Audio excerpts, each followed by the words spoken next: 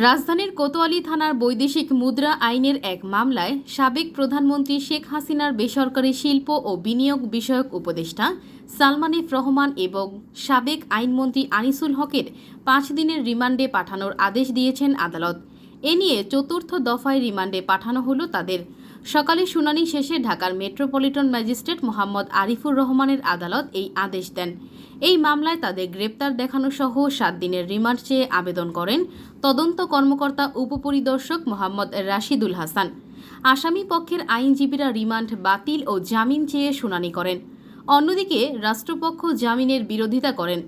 উভয় পক্ষের শুনানি শেষে আদালত তাদের জামিনের আবেদন নামঞ্জুর করে 5 দিনের রিমান্ডের আদেশ দেন।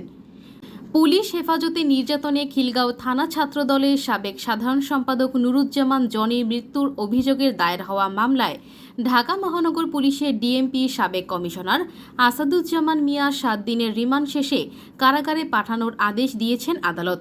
সকালে শুনানি শেষে ঢাকার মেট্রোপলিটন ম্যাজিস্ট্রেট আরিফুর রহমানের আদালত এই আদেশ দেন।